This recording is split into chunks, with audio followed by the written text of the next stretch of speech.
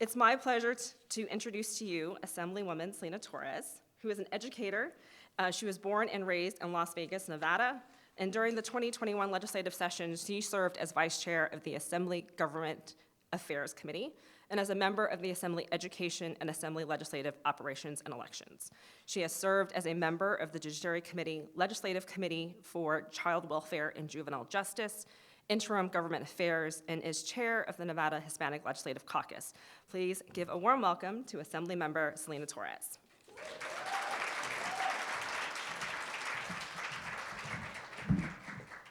Thank you. Good morning. And thank you, Madeline, for that wonderful introduction. It is so phenomenal to be surrounded by so many driven women here in Las Vegas, Nevada. So before I begin, I want to make sure that I get something off my chest. If you've been saying Nevada, don't do it again. It really hurts every Nevadan's ears quite a bit. So we say Nevada. So if you heard some mumblings during the speech, it's because we're all very passionate about saying Nevada. So welcome to Las Vegas, Nevada. I hope you all are having an amazing time and get the opportunity to leave this wonderful resort and explore some of the phenomenal parts of our community. And I know many of you were able to go out last night, maybe got to leave the resort and see some of our beautiful and diverse communities, see some of the amazing small businesses that are oftentimes owned by hardworking immigrant families and communities of color. I want to thank everyone that has worked so hard to put on this phenomenal event. Madeline, her team, Danielle and Ivory, who have emailed me a million times and dealt with me never replying with grace. I really appreciate it, and I know that it is their hard work that has made this event a success, an event possible. Like many of you, this past week has been challenging. I'm tired, I'm angry, I'm disappointed by the Supreme Court's decision to overturn Roe v. Wade. And in many states, this eliminated abortion access. Unfortunately, you already know that this will undoubtedly impact communities of color more than our white counterparts. Historically disenfranchised communities already have a difficult time accessing essential health care.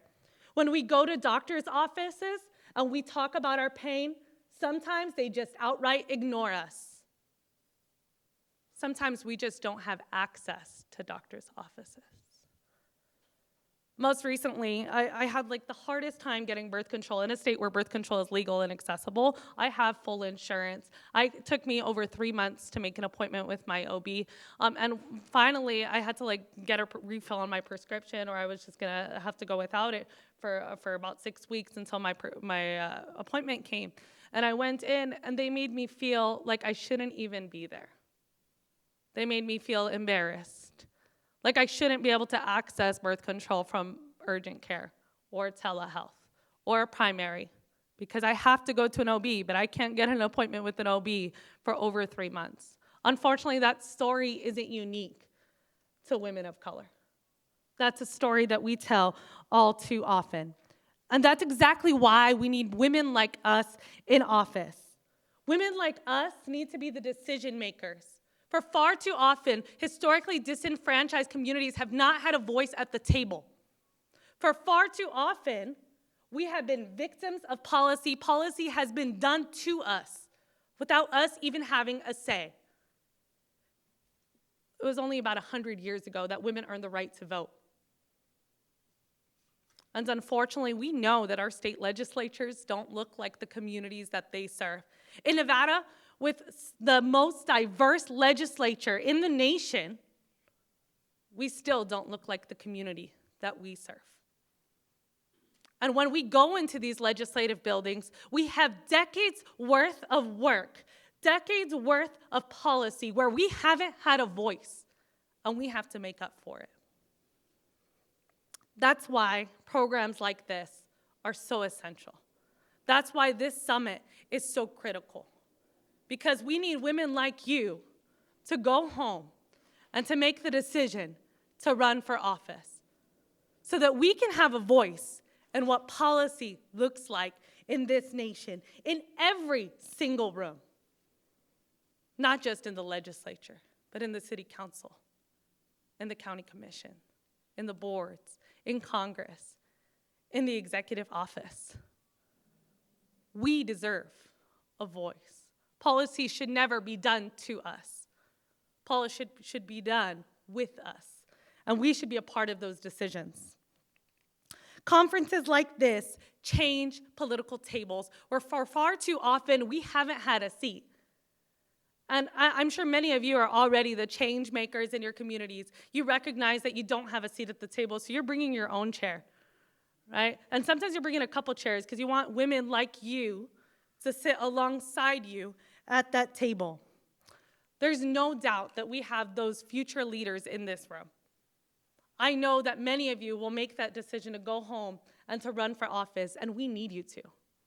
And there's an entire network here of women that are ready to support you when you make that decision.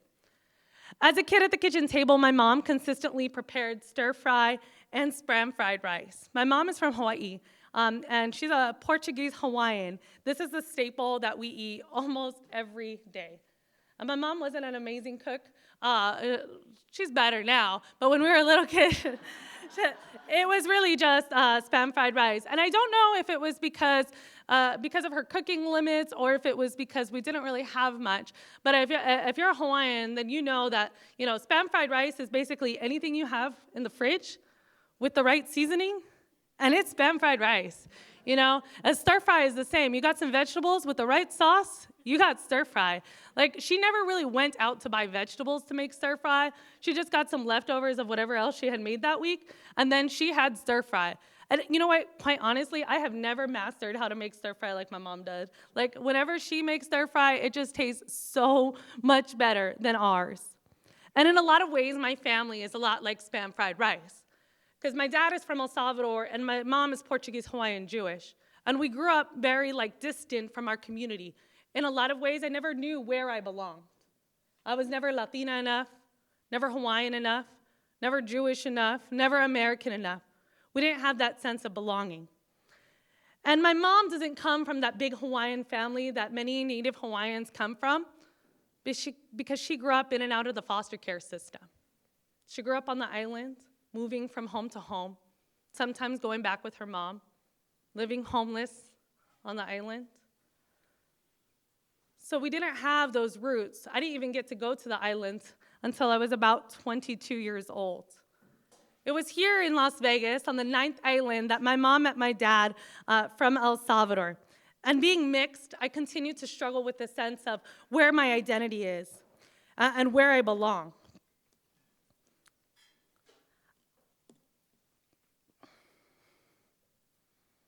I often don't have the words to express my identity. I guess I identify more as mixed than anything.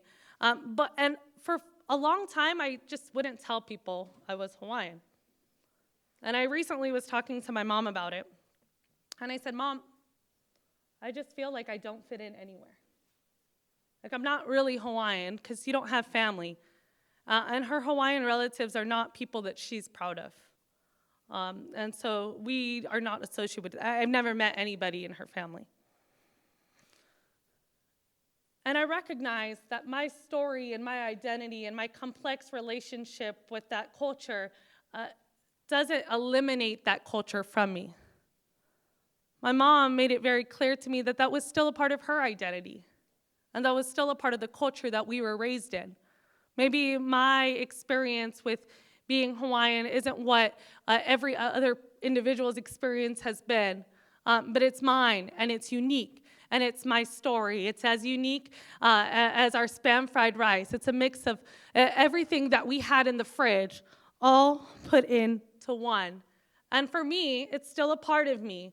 It's still a part of the way we eat. It's still a part of our customs. It's still a part of my dad's broken English, where he still uses Hawaiian pidgin phrases, because that's what my mom taught him. You'll never believe, like my dad, a Salvadoran immigrant, going to work in one of the casinos, telling everyone, "All pow," and they had no idea what he meant. And my dad still uses some of those pidgin phrases because he learned English from my mom. And I remember him getting frustrated with my mom a couple times. He's like, "You need to stop speaking the Hawaiian at home. I don't speak English there." because his workers would just look at him, and he's like, I'm speaking English, not having any idea that it was pidgin. All too often, I feel like women like us feel like we don't look like what it means to be a politician. Unfortunately, I've been told that by a colleague, a legislative colleague, a Democratic colleague, a woman that sits on my caucus. I went out to dinner with her one evening when we were in Carson City for some work, which is our state capital. And at dinner, she made it very clear that I didn't look like a legislator. I didn't look like I deserved to be a legislator. I don't know what she meant. Did she mean that I didn't drive the car that legislators drive? Because when I'm not in Carson City, I'm a school teacher. And at the time, I was driving like a 1995 Jetta in 2019 that was old and beat up and had really bad AC here in Las Vegas. Did she mean that my purse wasn't as expensive as the most of our legislators? Did she mean the fact that, my skin is significantly darker than the majority of my colleagues, that I didn't have the skin color of a legislator? Did she mean that because of my family's immigrant story, that I didn't have the experience of a legislator? Did she mean because my father didn't have the privilege of going to college, that I didn't deserve to be in that space? And this is something that I've struggled with. Sometimes when I go into rooms, I don't feel like a legislator. And I'm sure that imposter syndrome for many of us in this room is not unique to political spaces. Maybe it happens in business spaces or academic spaces.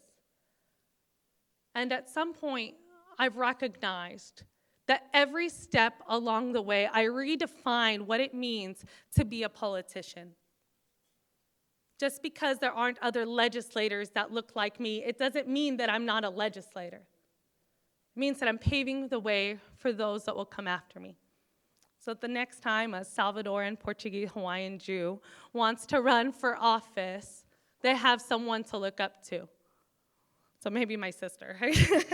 That might be it.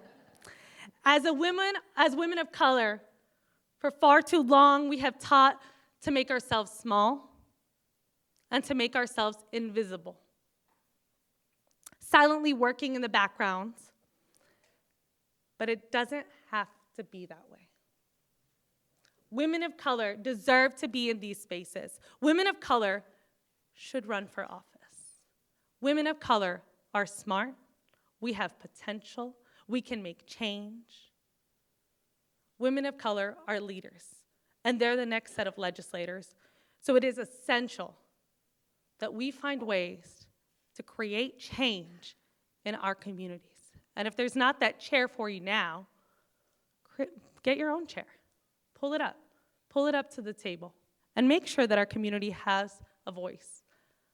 Like many of you, my identity is complex, and we don't have to eliminate any part of it because it doesn't make sense to other people, because it doesn't look like what they expect to be at the table, because it doesn't blend in.